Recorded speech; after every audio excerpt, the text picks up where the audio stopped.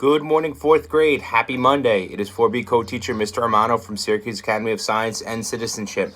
We have made it to Chapter 4 of our Read Aloud series, Harry Potter and the Sorcerer's Stone. On Friday, I had you guys review the first 3 chapters, just so you guys can rewatch, be refreshed over the weekend, and we're going to do Chapter 4 today. The Keeper of Keys. Boom! They knocked again. Dudley jerked awake.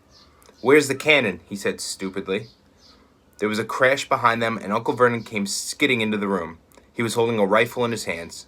Now they knew what he had been in the long, thin package he had brought with them. "Who's there?" he shouted. "I warn you, I'm armed." There was a pause, then smash! The door was hit with such force that it swung clean off its hinges. With a deafening crash, landed flat on the floor. A giant of a man was standing in the doorway. His face was almost completely hidden by a long, shaggy mane of hair and a wild, tangled beard, but you could make out his eyes, glinting like black beetles under all the hair. The giant squeezed his way into the hut, stooping so that his head just brushed the ceiling. He bent down, picked up the door, and fitted it easily back into its frame. The noise of the storm outside dropped a little. He turned to look at them all. "Couldn't make us a cup of tea, eh? Could ya? It's not been an easy journey." He strode to the sofa where Dudley sat frozen with fear. "Budge up. Yeah, you great lump," said the stranger.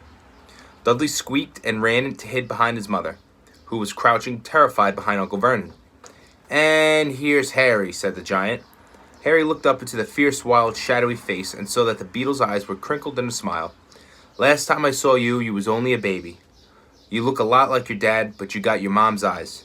Uncle Vernon made a funny, rasping noise. "I demand that you leave at once, sir," he said.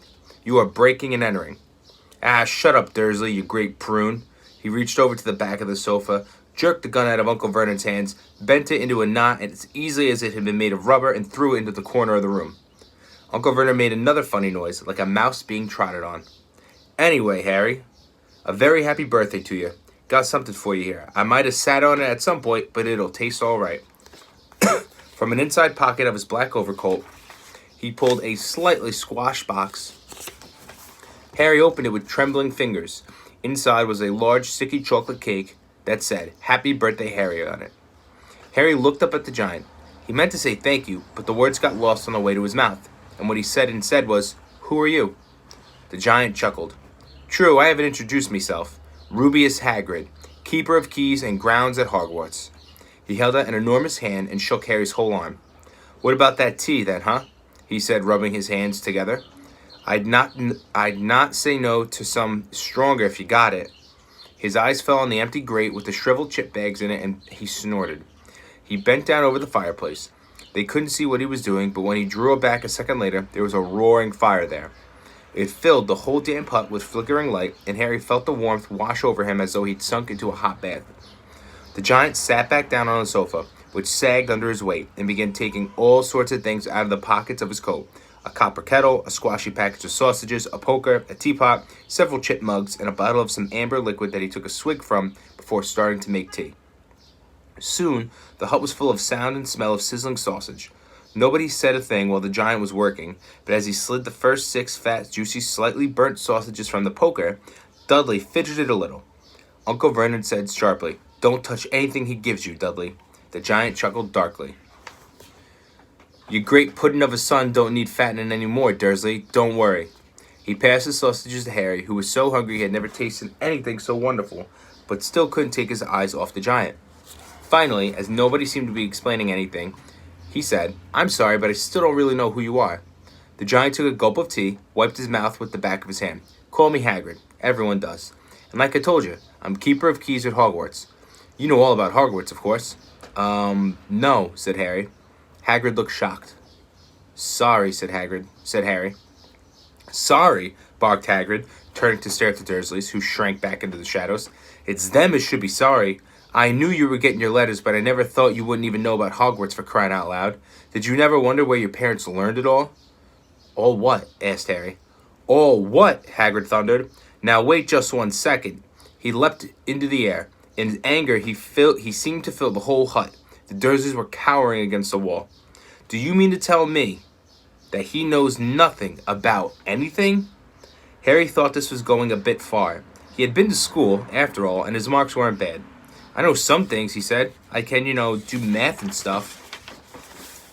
But Hagrid simply waved his hand and said, about our world. I mean, your world, my world, your parents' world. What world? Hagrid looked as if he was about to explode. Dursley, he boomed. Uncle Vernon, who had gone very pale, whispered something that sounded like Mimblewimble. Hagrid stared wildly at Harry. But you must know about your mom and dad. I mean, they're famous. You're famous.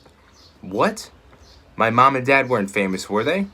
You don't know? Hagrid ran his fingers through his hair, fixing Harry with a bewildered stare. You don't know what you are, he said finally. Uncle Vernon suddenly found his voice. Stop. Stop right there. I forbid you to tell the boy anything. A braver man than Vernon Dursley would have quailed under the furious look Hagrid now gave him. When Hagrid spoke, his every syllable trembled with rage. You never told him? Never told him what was in the letter Dumbledore left for him? I was there. I saw Dumbledore leave it. And you kept it from him all these years. Kept what from me? Said Harry.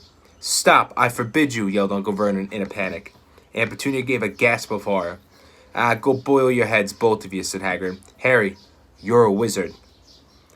There was silence inside the hut. Only the sea and the whistling wind could be heard. I'm a what? A wizard, of course, said Hagrid, sitting back down on the sofa, which groaned and sank even lower. And a thump a good one, I'd say, once you've been trained up a bit. With a mom and dad like yours, what else would you be? And I reckon it's about time you read your letter. Harry stretched out his hand at last to take the yellowish envelope addressed in emerald green to Mr. H. Potter, the floor, hut on the rock, the sea. We're going to stop there for today. So, as you can see, Harry just found out that he is actually a wizard and that there's a whole nother school where he can learn this. To learn his craft and learn how to actually use his powers and stuff like that. And the Dursleys, for some reason, right, didn't feel necessary to tell him that and actually were bullying him and keeping him down his first 11 years of his life. So, I'm going to post this video to Google Classroom. I love and miss you guys. I'll talk to you soon. Bye.